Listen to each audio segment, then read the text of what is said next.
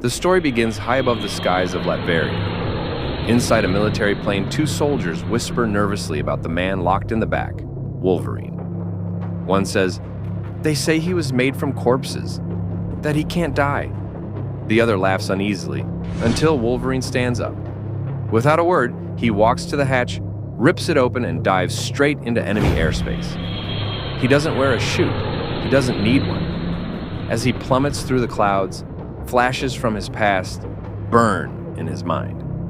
He was once part of the opposition, a rebel group of humans and mutants fighting the Eurasian Republic. But when his camp was bombed, everyone died, except him. His healing made him a prize. Director X took him, rebuilt him, erased his past, and turned him into a weapon, their winter soldier. Now he's their hunter. His mission: eliminate his former friends. When Wolverine smashes into the ground near an opposition base, the silence explodes into screams. Dust and smoke cover everything as claws slash through soldiers. Inside the base, Nightcrawler and Mystique prepare for battle, realizing who's coming.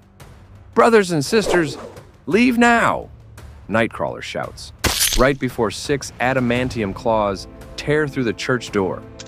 Gunfire lights the room, but Wolverine moves like a ghost. Unstoppable, cold, efficient. Nightcrawler begins to pray, reciting Psalms 23.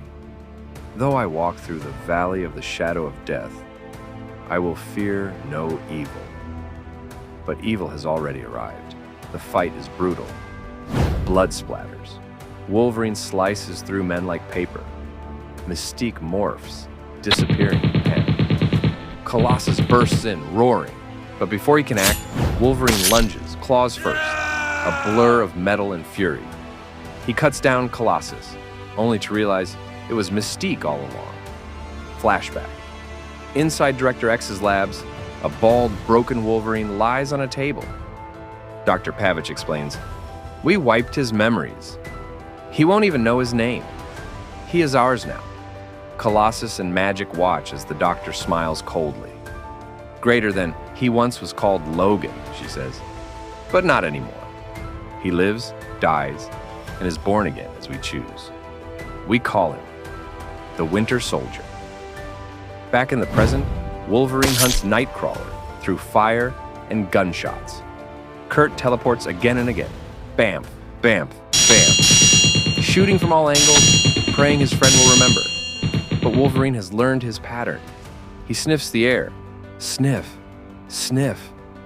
When Kurt reappears, Wolverine drives his claws straight through his chest.